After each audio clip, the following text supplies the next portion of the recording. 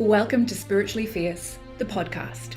I am your host, Dr. Ricky Jane Adams, principal and founder of the Institute for Intuitive Intelligence and creator of the Spiritually Fierce movement. Spiritually Fierce is not just a phrase, it is a movement of awakening consciousness of which we are all a part, if we want to be. In each episode, we'll explore what it means to be spiritually fierce, how to become it, and why it is the revolution in consciousness that will save the world. Join me and my fierce guests for deep conversations on spirituality beyond the trinkets and superstitions of the new age that will support you to increase your power to serve.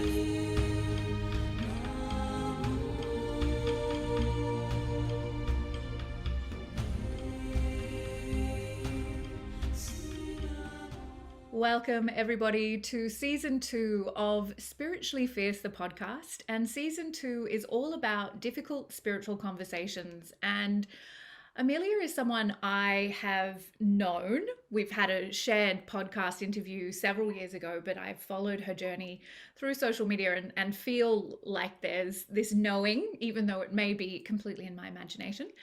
But I have no doubt this woman is more than capable of having deep spiritual conversations and difficult spiritual conversations. And in fact, I'll share with you why I was prompted to invite Amelia to join me in season 2 in a moment. But first, let me tell you a little bit about this extraordinary woman.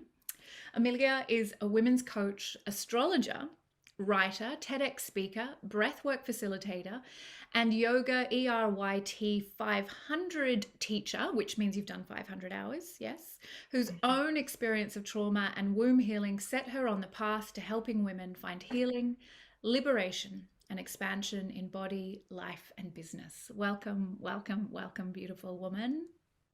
Thank you so much for having me. It's a joy to be here. Almost 2 years exactly, I think, after our first conversation. And what a full 2 years those have been for all of us. Yeah, that shocks me in some ways. It feels like it could have been 20 years as well as, just yesterday. So yeah, goodness me. And it was such a pivotal moment for me. That was such a deep conversation and, feeling really met, which is not something that always happens, especially in a short format like that. You don't have a lot of time, but it felt like a very deep connection. So I know quite a lot of amazing, incredible things about you, and a lot of things that could fit into the category of difficult spiritual conversations from your own life. But what triggered me to invite you to join in today was a post that you shared back on March 19 on Instagram, and I'm having a look at it over here, where you talked about, and here's the opening line: weed makes me a better mum. It's true, and it really is that simple. When I'm a little bit stoned, I show up for my kids in a different way. I'm down on their level, curious, playful, exploratory, engaged, and less reactive. I'm more empathetic, connected, and creative. With micros, I find my heart and emotions right at the surface of my being. And it goes on, and you beautifully share on this idea of the question, is sobriety the key to good parenting? And I was like, boom, I need to have this conversation with you, because as the mystic that you are, as a woman who follows her inner life, that Saraswati energy, as much as the outer life of mothering and the hands-on, your youngest is what, like less than 2 years old? Yeah, he's just turned a year. Yeah, you're in the trenches of motherhood right now.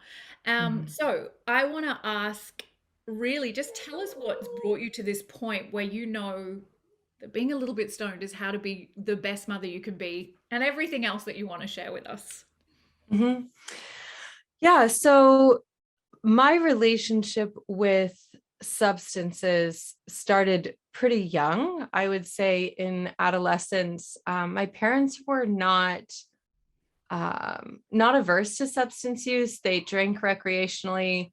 They used cannabis, not necessarily in front of my sister and I, but it also wasn't a great secret. It's like if they had friends around, they would go sit around the fire in the backyard, and I'd smell that sweet smoke smell and know that it was Yeah. different than tobacco or a cigarette. And they were relatively open about that when, we came of the age that it was felt important to have those conversations, 10, 11, 12 years old. So it was never something that was really shamed or shunned, but at the same time, I grew up with, my mom was a psychologist, my dad was an attorney, and both of them for different reasons said, here's the things that you should be aware of with any kind of substance use. There are risks. And there are, of course, perceived rewards in both socializing and your own dopamine experience and this and that, but choose and use wisely was kind of what I was taught, which I did not do. I did not do. So I would say from a pretty young age, 13, 14 years old, I definitely used alcohol as a social lubricant, but in a really unhealthy way. I mean, taking water bottles full of hard alcohol to a party and drinking it without any awareness of what an appropriate amount was and things like that. A lot of times the experiences with alcohol led to unsavory or downright like dangerous situations, sexual encounters that were unwanted or where I was unconscious. And that relationship with alcohol continued until my mid 20s, I would say, with varying levels of, distress and impairment being caused by that relationship with alcohol. Simultaneously, my dad cheated on my mom and left when I was 14 years old. My mom went into a hugely significant depression. My sister took the path of going like straight and narrow, focused on school. And I chose sex, drugs, and bone thugs. So I was like, let me just get in as much trouble. I really channeled my anger and my grief about the, destruction of my nuclear family into self-harm through explorations of sexuality and substance use that were really on the heavy end of risk, and that led to a lot of shame and guilt, because one of the things that, the greater society as a whole says is not acceptable, particularly for young women, are these two things, sexuality and spirituality. And I say spirituality particularly in the sense of like sacred feminine spirituality, exploring consciousness, right, through altered states, particularly is like, you're a druggie, you're you're a stoner, you're a loser. And in the States, we have a drug prevention program called DARE, and the slogan was keeping kids off drugs. And I don't know if that was international, but it was a very effective kind of marketing strategy by the government that really painted with a broad brush anyone who used any kind of scheduled or controlled substance as a degenerate, just like a worthless human being, right? So all of this was my conditioning, that I was exploring these behaviors in sexuality and substance use, and I was bad for it, right? That was my internalized belief system. And that kind of carried on into my early 20s. I went, did 6 years in a pretty seriously abusive relationship. And when I left that relationship, I wanted to get my power back by stepping into a sugar baby, sugar daddy dynamic, which I did for a couple of years, and dated these older wealthy men. And along with that, flying on private planes and buying expensive clothes and doing a lot of cocaine and ecstasy. And again, this combination of sex and substance use. And again, a lot of trauma. And I say trauma, meaning any experience that felt unsafe in my body and was then not processed or integrated in a supportive way. And so left this cellular kind of memory imprint in my being of threat. So I would say, I'm giving all of that so you have the background of my relationship with substances, that it was not what we would call like a healthy relationship. Yeah. And that carried on until my mid 20s, when I had a spiritual awakening. So during those sugar baby, sugar daddy years, one of the interesting things that happened was one of these sugar daddies was also a devout Christian, like a born again Christian, pretty fundamentalist, Pentecostal, Foursquare church for people who know those terms, a very charismatic, magical thinking kind of Christianity, which after being raised agnostic, and then having all of this trauma and shame spiraling and guilt around my sexuality and substance use, when I met this man and I was $100,000 in credit card debt, heavily using drugs, had just gotten out of a 6-year abusive relationship. I was a mess. And he said, "Hey, I have something that can save you, right? Yeah. Jesus can save you. And that was really attractive to me at the time. I really felt that I needed to be saved. I really felt that, if I could have my slate wiped clean from what a horrible, terrible person I was for mainly these two things of sexuality and consciousness exploration, right? Then I would be okay. And so I stepped into a very charismatic Christian faith, and that was very alive for me from about 22 to 20, really till maybe 33 actually, but quite strongly in my early to mid 20s. And so around 25, when I realized that the sugar daddy thing wasn't working for me anymore, I sent up this prayer one day on the beach here on unceded Chumash territory in central coastal region of California. And the prayer was, you know what, God, I just suck at life. I am so bad at making decisions, and I just choose these men who are terrible for me. And, I keep abusing my body with substances, and I just give up. I want to be single for like 5 years. I don't want to date. I just want to give my life to you. I want to surf. I want to paint. I want to write. I want to do yoga. Just like make me the woman that you want me to be. Right. And let me tell you, this is a very abbreviated version, but that prayer was powerful, and it redirected the course of my life in a way where I didn't actually stop using substances overnight. I didn't stop drinking. I didn't stop having sex. But it was a priority shift where I said, listen, I know that there's a person in here, a woman in here who is vibrant and creative, and I want to meet her. Right. That was the core of that prayer. And what happened was my life started to rearrange itself in accordance with that prayer.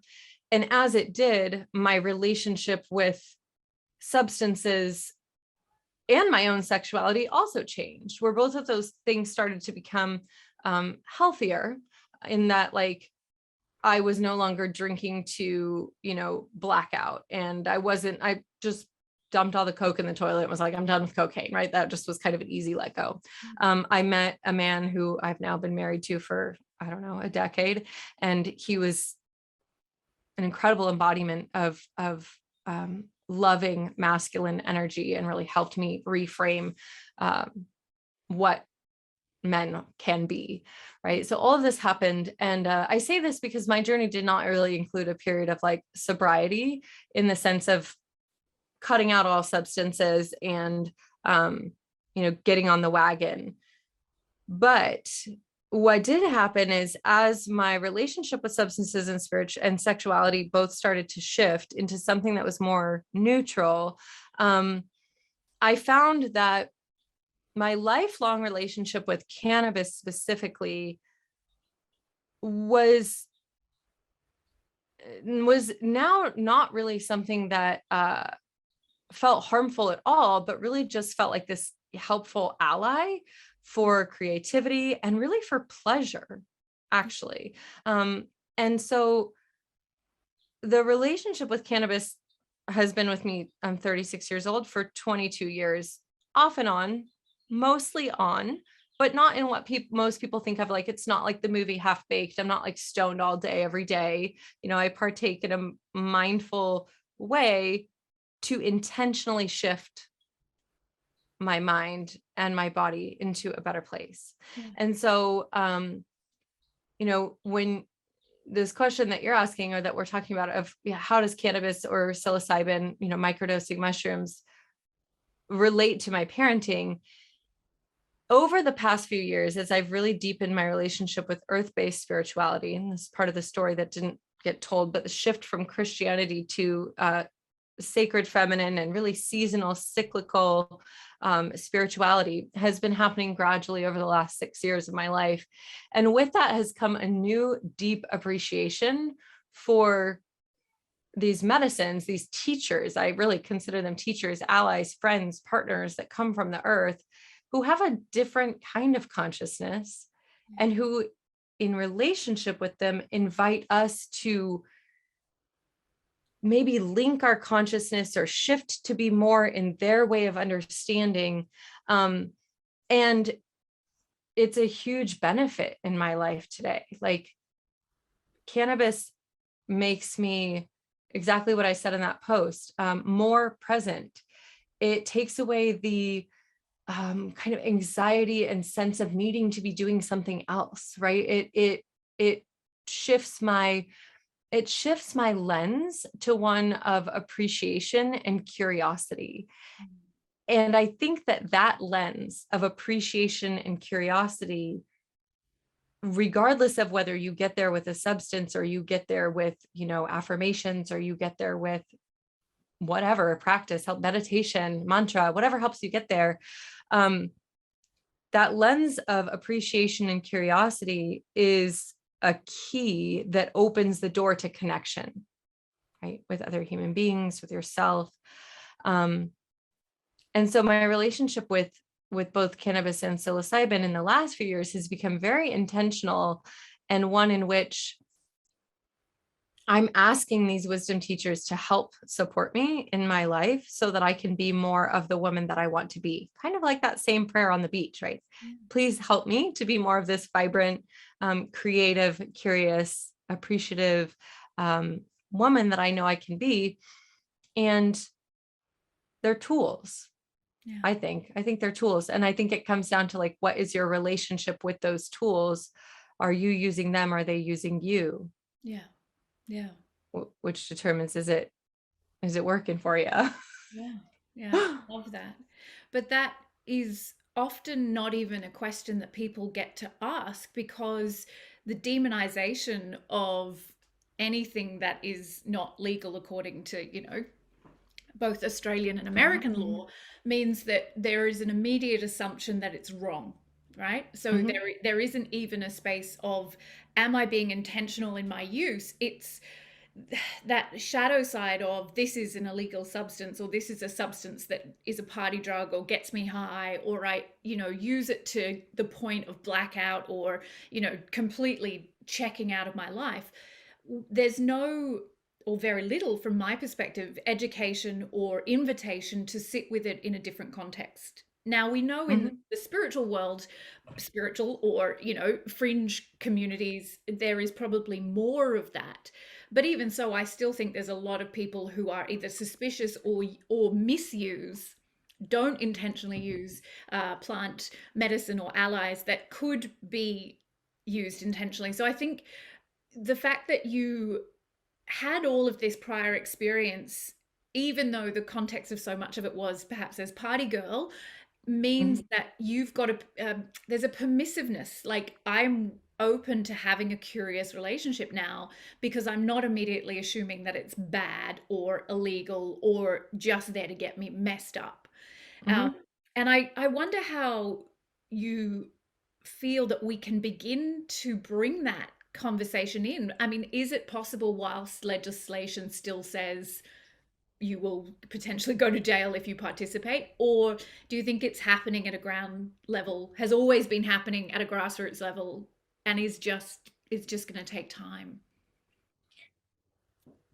That's a great question. And my mind went to, historically, things that have been illegal throughout time, and how, like, what is the interplay of societal change from a bottom up kind of approach versus a top down. And just an example that came to mind was, until the 1960s in the United States, a woman could not have her own bank account legally without a male co-signer, a father, an uncle, a brother.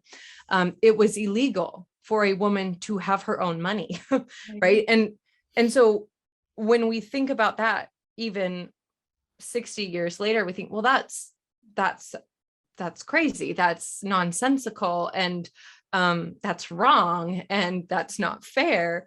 Right. And I kind of think the same thing when it comes to certain substances that are scheduled or controlled. When we look at the history of, first of all, why are they scheduled or controlled? And with cannabis specifically, and actually psilocybin as well, different timeline, but both of them ended up becoming governmentally regulated, in part because of the threat of the counterculture consciousness shift, Yeah. right? With cannabis, a lot of it actually had to do with the rise of the pharmaceutical industry and the many different uses of cannabis and hemp for medicinal purposes, and what an incredible, essentially wonder drug it is, as we now know, because of medical cannabis or medical marijuana initiatives, and how much research is available, that it is really this incredibly helpful tool that works with our natural endocannabinoid system, right? We have cannabinoid receptors throughout our entire body that really help our body. Endocannabinoids, which are in our natural chemicals that work with the same receptors as cannabis, basically are there to bring the body back into homeostasis. They're there to bring the body back into balance, specifically to help support a natural recovery phase that happens after our nervous system has been activated due to threat or perceived threat. So there's this incredible drug that can help us with, cognition, emotional regulation, sleep, memory, our reward circuitry. And THC does that. It mimics these natural endocannabinoids. And so the regulation of cannabis, I think a lot of it is like education. People don't know that 200 years ago, this wasn't illegal, and that it only became illegal about 100 years ago, and that it was actually in response to, the potential for that market, a free market for people to grow literally what we call weed in your yard and like go have your own medicine that you get straight from the earth. And who does that threaten, right? That threatens the people who are making money from pharmaceuticals. So similar thing with psilocybin, but a later timeline. 1950, psilocybin was at the forefront of psychedelic research in the United States and probably in other countries as well. My knowledge is mostly about the US. And when the 60s happened in LSD was also being researched heavily at the time. And when there started to be these incredible therapeutic applications from psychedelics for things like alcohol dependency and depression and, all of these difficult to treat problems, there was this boom of interest in psychedelics. There was also widespread social use, of course, of LSD and psilocybin or magic mushrooms in the 1960s that were part of the counterculture, the, anti-Vietnam, approach. And it was something that was, I think about Timothy Leary at that time in the speeches that he gave, and he was threatening the establishment. He was saying, we don't have to do it this way. Like, and I could give countless other examples throughout history of things that were illegal or made to be illegal because they threatened the white body supremacist, patriarchal, religious establishment of the day, whatever that day was. And this has been the trend for 5,000 years, right? Since we kind of had the last vestige of cyclical, feminine, earth-based spirituality as being the norm. Yeah. So to answer your question, like, how can we help people with this if people are coming from the approach of believing that it's wrong?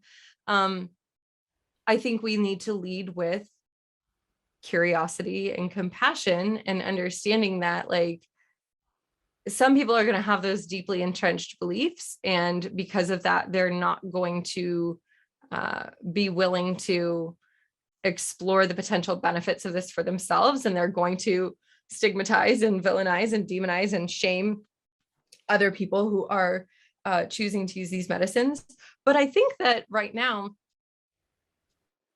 the proliferation of education, around both cannabis and psychedelics, at least in the United States, psychedelics are exploding in the United States. Again, the research for them, it's, federally backed and funded, and that's the other thing is, like, once you learn a little bit, you see the immediate hypocrisy, right? It's still a Schedule I controlled substance. Like, you can go to jail for possessing this substance, but at the same time, the federal government is providing millions of dollars to fund research for therapeutic applications of the same substance. Why? Because there's a potential for money, right? They can make money. It's I mean, I could stay on the soapbox about this, but I think to answer your question, like, it can be a one-to-one connection of, like, in this case, like a mom to mom, of one mom saying, well, here's something that I'm doing that's helping me, right? And there's all kinds of weird shit that we do that helps. Like, I remember after having my babies, like learning about yoni steaming, and Yeah. other women were like, "You're doing what to your vagina?" I'm like, I'm sitting on a steam pot to help tighten up the tissues, and they're like, that's freaking weird, but like, but tell me more, right? And Yeah. so, in this particular case, when I say like I dealt with really gnarly postpartum depression and anxiety with my second child, and microdosing psilocybin for me was a better option than going back on Paxil or Prozac, or Xanax, or pharmaceuticals that I have been prescribed in the past.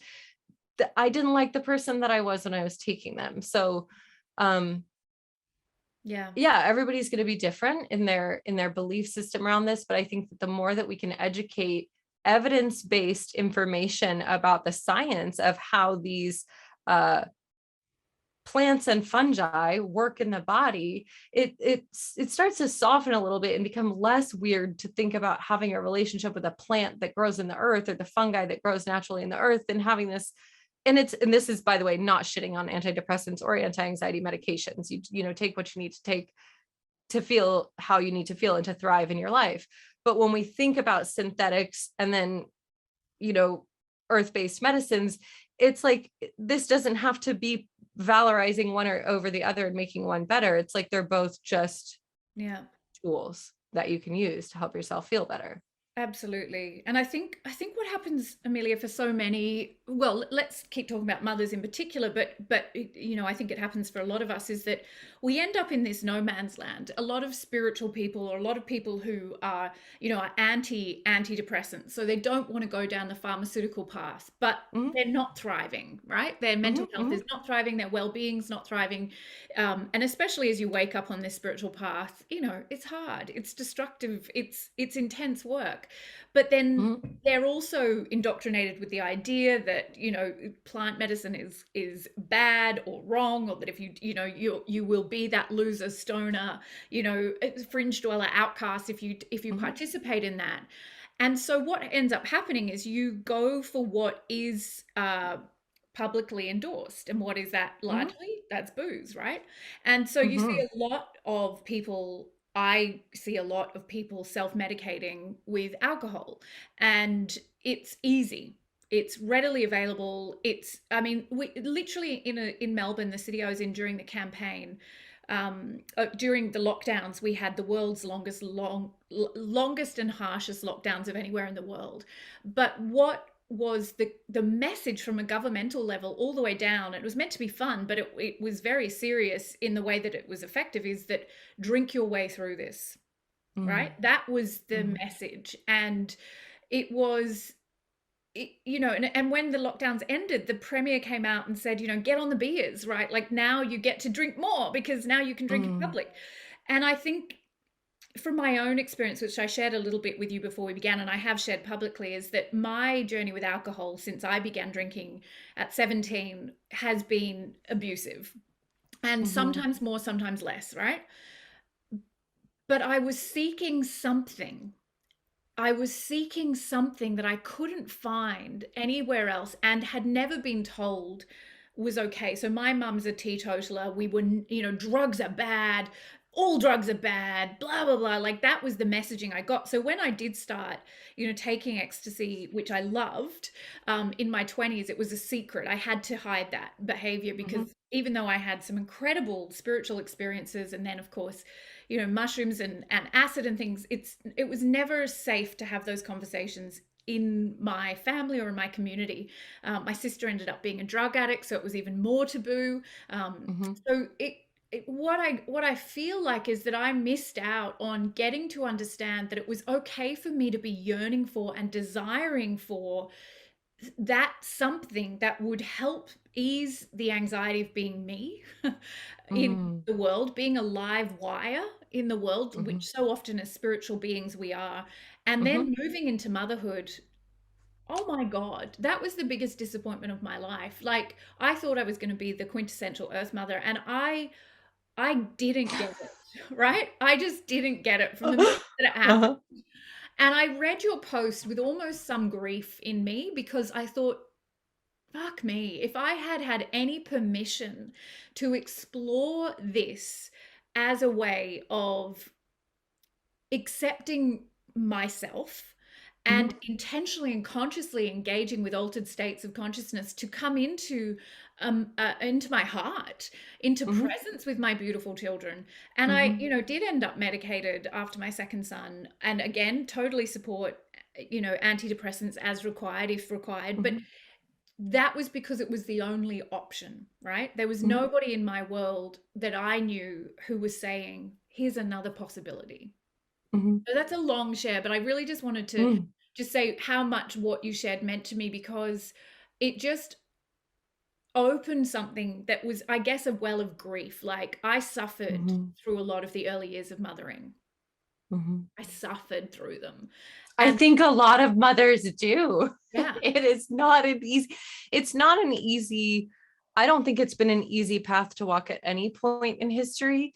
And I also think in the modern world, which is hyper connected digitally now, but very disconnected from an analog perspective, right? Most people don't have the village. They don't have a community of people who are sharing the child rearing.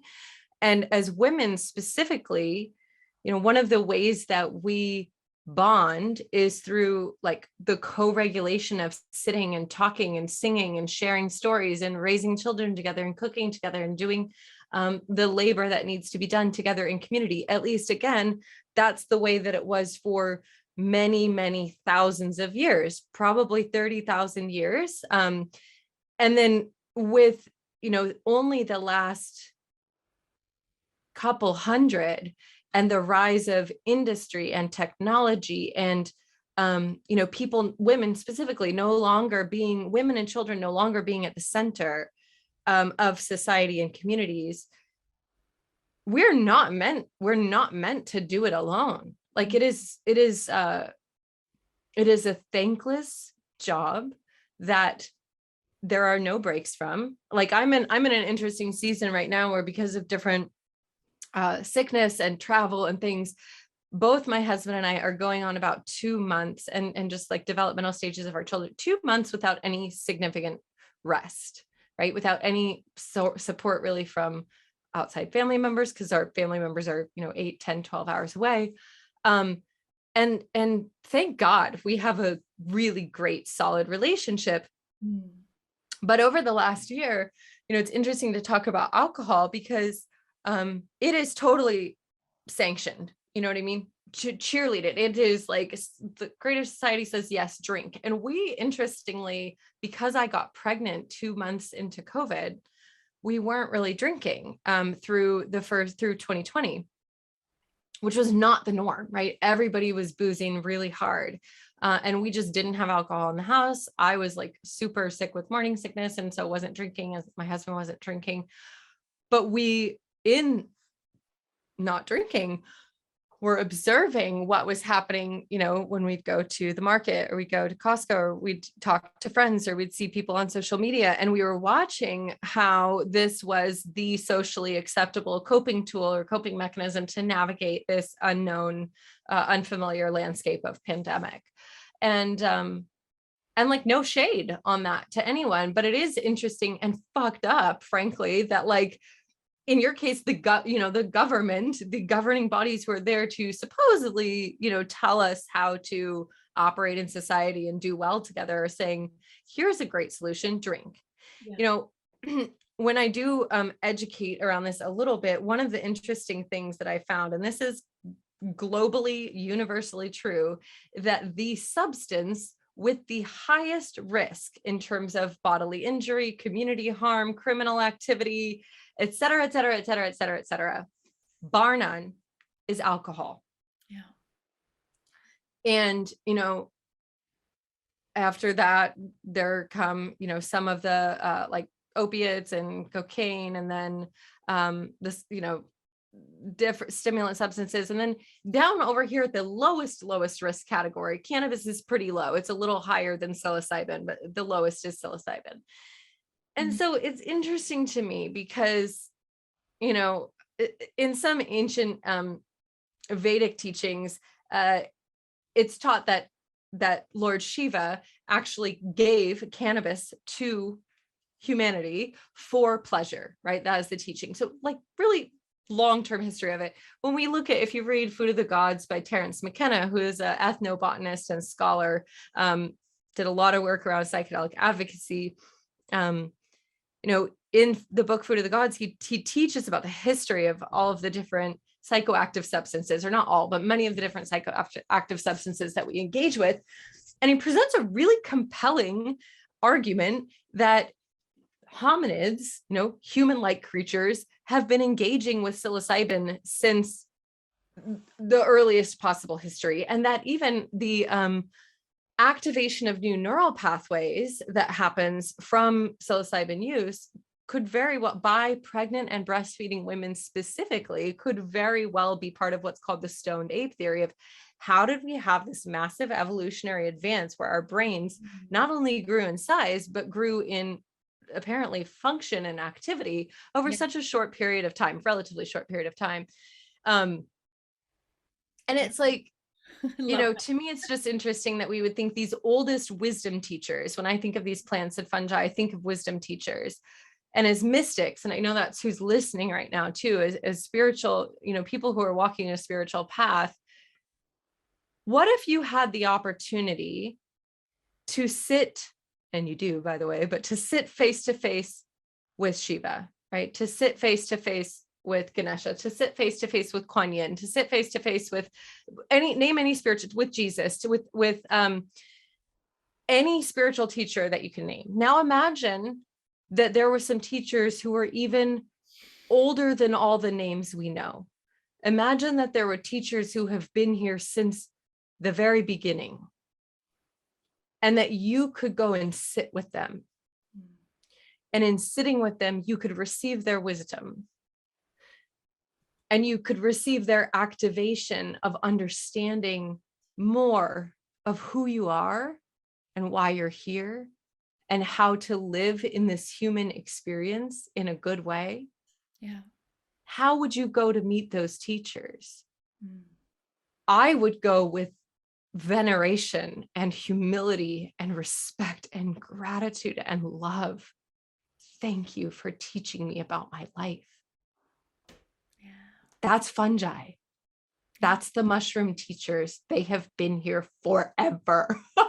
And their memory is different from ours, and their sentience is different from ours, and their consciousness is different from ours. But man, animals and humans for thousands of years have been eating these fungi and this cannabis on purpose because of the way it changes our consciousness. And that is evolutionarily adaptive, right? There's a reason we keep doing it. So we get this messaging from the dominant culture and society. This is bad. It's dangerous. And it is dangerous. It's dangerous that it's because it can be disruptive in our thinking. That's, it's dangerous to the system, accepting things the way things are. I put that in air quotes. But I should give a caveat and say too that, substance use versus substance abuse is deeply personal.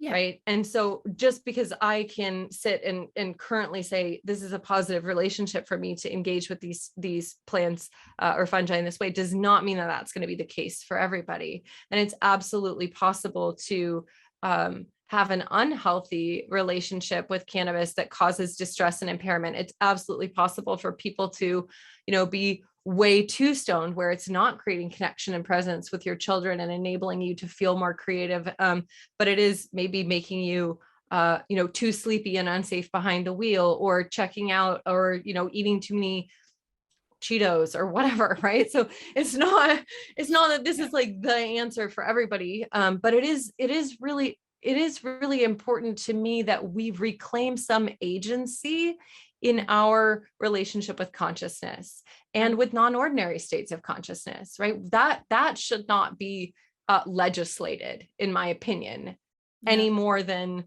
our bodies should be legislated, right? Like we deserve to have a certain amount of agency and autonomy in determining what is beneficial for our own lives, as long as that is not harming other people, right? And then that's where it gets into the question that's really dicey, is like, a lot of people, particularly people of color, women of color, I am sitting in white privilege being able to talk openly about using cannabis and psilocybin and not having CPS called to my door, Child Protective Services come to my door to take my children away. Yeah. Right? That's not the case for everybody. So Yeah. I do recognize the amount of privilege that I have at a couple different intersections as, a white bodied, seemingly cis heteronormative like woman, to be able to talk about this. And I think that's also, where I live. In the state that I live in, there are many areas that are decriminalized. There's a lot of advocacy for decriminalization, which is advancing nationally, but yeah, it's still this gray area. And for some people, it's not. Probably if you live in certain states or certain territories, and I don't know how it is in Australia, but there's probably places where like it's straight up unsafe to publicly acknowledge that you use cannabis or psilocybin, like your ass would go to jail. You know what I mean? So Yeah. Yeah. it's important for us to acknowledge that too. And Yeah, and I'm grateful that you did, because it did occur to me, even just possessing certain substances would be an immediate, in Australia, our Indigenous population is incarcerated at far higher rates than their proportion of population, and that is part of the trauma of colonialism, and it's a devastating problem, and it isn't safe for certain people to participate in the way we are. So I'm really grateful for you voicing that as, white privileged middle class women who have this freedom to follow out not only our desires, but our faith. And we're also funded, self-funded, but in a way that we can explore these things and probably get whatever legal protection we might need should something potentially go wrong. So yeah, I'm with you on that there's a lot of freedom, but I am sure that you share that view that as privileged people, through that freedom, that we must not squander that privilege, and that having these seemingly somewhat risky or outside of the box conversations is part of what we can do to help break down stigma. And I really love your articulation around this topic, because you are really so well informed, far more than me, and that it isn't an area of expertise for me at all. And I know you say you're not an expert, and I honor that, but you do have a lot of context, historical, cultural, societal, political understanding. And I think probably where I am in Melbourne in Australia is like where you are in the US. It's a lot more progressive and free thinking and liberal, and there are parts of Australia where it isn't like that at all.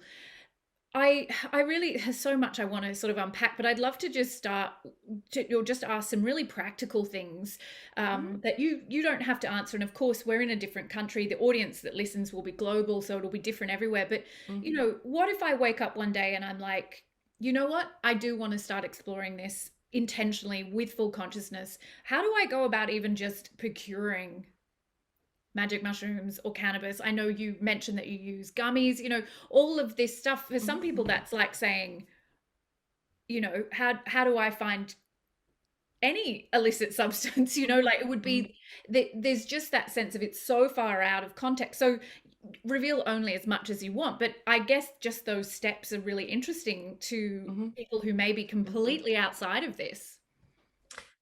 Yeah, so I'll do my best to answer that. I live in a state that is decriminalized for cannabis statewide, and the United States is also advancing federal legislation to decriminalize cannabis or marijuana nationally. So decriminalization here in California means that we can go to a dispensary, we can purchase cannabis for recreational use, and it's really relatively low risk today. However, I would say the first thing to do is check the legality where you live. Find out, is this absolutely illegal? Is it medically legal? Is it, is it decriminalized? Is it recreationally legal? Figure out what the market is, basically, because that's going to give you a good place to start. If it's fully illegal and there's no access, no medical, no nothing, then I think, disclaiming all liability here, like, see if you can find advocacy groups that are working to change the status of legalization or criminalization in your area, and volunteer, right? See if you can get involved. In doing so, you'll also relationship build with people who are informed and intelligent about, the legal status, and also probably have access, right? Cultivation or establishing your own relationship with these medicines is also a great idea. Cultivation for psilocybin or mushrooms is a little bit more challenging. Cultivation for cannabis, like I said, I mean, it's a plant. You put the seed in the ground, you water it, sunshine, it grows. So if you have a safe environment where you're able to do that and have relatively low risk to your person, to your livelihood, to your career, et cetera, I say that not from a strategic let's usurp the law, but more from like a how to be in integrity with the medicine itself is, build a relationship with it, grow it, talk to it, tend it, and go that direction. If it's say decriminalized, or you have medical access either to psychedelics or to cannabis, find a healthcare provider who is open-minded and willing to talk to you about it, or anybody else that's in the same geographical area as you, who's openly talking about it, and say, hey, how did you get here, right? Yeah. In the United States, there's a lot of organizations that for many years we're working on medical advocacy, and then we're working on recreational advocacy, and now are working on ending the stigma, and like getting involved with those organizations is a good way to find out. Here it's like I said, it's really easy. You can walk into a store, you can buy it, you can go into most people's yard and grow it. My, mom and stepdad have, 10 plants in their backyard, in their garages. Oh, she's never gonna listen to this. You don't know her name, but it's not that hard to come by here. Yeah. And then I would say too, like, if you really feel that this is a potential pathway for you, it's not a crime to ask questions. Right now, it is a crime to ask to purchase a scheduled or controlled substance, soliciting, the sale is probably illegal in some areas, but to ask questions is still, I'm keeping my fingers crossed. Let's hope it stays that way. In most places, you can still ask questions, right? So even if that's coming from a journalistic, like I think about Michael Pollan, who's, is United States-based author. He wrote How to Change Your Mind. He wrote This Is Your Mind on Plants. He's a journalist who was like, had never really engaged with psychedelics, was not into it, had rejected the idea of writing about psychedelics more than once. And then in his late 50s or early 60s, I think it was his late 50s, decided there was like a lot of buzz around the psychedelics, and he decided to write a book about it, almost like as a skeptic, like to try to kind of disprove all the hype around psychedelics, and basically became a convert, right? So you can ask questions as though you are a journalist who is looking to just write an article, you know what I mean? You're doing a school project, and get information that way. I love that. But I think, volunteer organizations, advocacy organizations, figuring out the legal status where you are, and then making friends with people who you like, who might know more than you, and then asking. Yeah, education is power, right? And I think that's the thing. And it's so mainstream. You can go to Netflix and watch Fantastic Fungi, which is how we pronounce that word.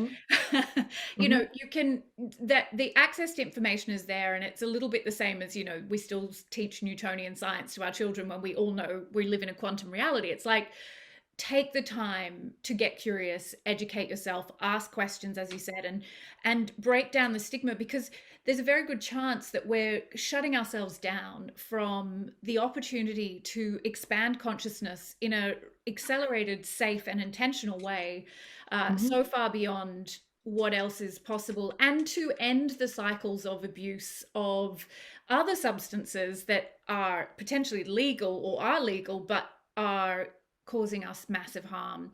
And I'm so grateful for all that you've shared. It's huge. It's such a long episode. I said we'd go for about 40 minutes, and I'm sure we're way over that, but I didn't want to miss a moment of this, because your very personal experience, but also your vast knowledge is so helpful. And yeah, your willingness just to talk it all out with me, I really appreciate. I want to ask Mhm. you a few questions that are more personal just to end so we can Mhm. get to know you a Mhm. little bit. What do people misunderstand about you? Hmm. I think as I very publicly have grown through different seasons and stages of my spirituality, that some people have misunderstood my public sharing of my belief systems as believing that there's one right way. Yeah, I don't believe there's one right way. yeah, And I believe that giving ourselves permission to um, shed to stay on this wheel of life, right? This cyclical um, reality that really all living creatures are on, means giving ourselves permission to frequently die, right?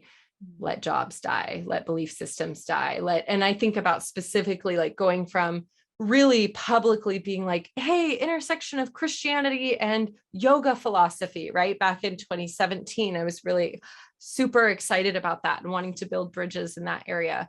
And then had this kind of sacred feminine awakening on, and it wasn't, you guys, it wasn't, I was literally on the dirt under a tree and put my hands on the earth and had around a campfire with a bunch of women, and something woke up in me on my 33rd birthday, right? My Christ year, something woke up and it was like, whoa, I've forgotten you. I've forgotten the mother. And so then I started publicly sharing about that, and had previously said Kundalini yoga is dangerous, people shouldn't do Kundalini yoga because that's what somebody told me. And then I started studying Kundalini yoga. And so it was like, I said I would never wear a turban. And then I had a turban on my head, right? And so I've just grown in front of people. And I think that at many different stages, like there's been folks who have, you know, felt like, oh, she stands for this and she like, believes in this. And yes, and just like a snake, there comes a point where I'm outgrowing that particular snake skin and I have to shed it or I'll die.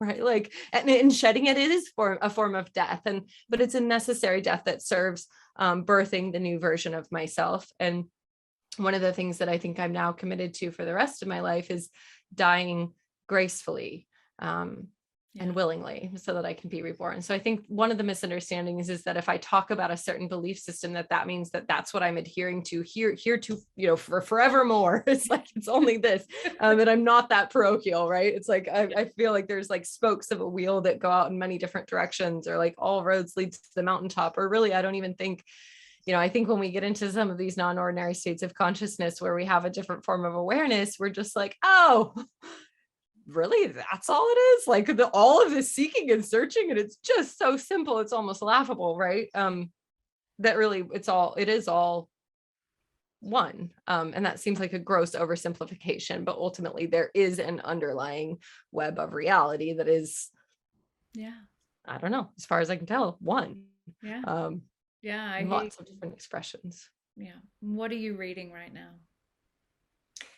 I am currently reading The Chalice and the Blade by Riane Eisler, which is a classic piece of uh, literature that is about the rise of patriarchy and um, the fall of the Great Mother, the fall of the goddess as being the primary deity in most societies. It's a fascinating read. It is a little bit academic if you're not averse to that and you're at all curious about how we got here. And by the way, I want to actually take out the term feminine from that and say it's an interesting exploration of how we went from partnership societies to dominator societies, right? So how did we go from living and working with each other in harmony and in community for, evidence says, 25,000 years to 5,000 years of the rise of this domination and subjugation Yeah, yeah, that we see, that is like affecting everything on the planet right now. Like if we look at the wound of power over as being the primary problem, or whether we call that, predatory capitalism or white body supremacy or patriarchy, or like any of these systems of oppression where it's like one having power over another, kind of what's the core of that is the central question of this book, The Chalice and the Blade. It's a really, really great read. Yeah, amazing. I will definitely look at that one. If today was your last day on earth, what is the message that you want us all to know from Amelia? You're not doing it wrong. You're doing a great job being human. This is actually it. You're doing it right now. I think I would give this message that so much of, what we think we're seeking or aspiring to, at the end of the day and at the end of life is,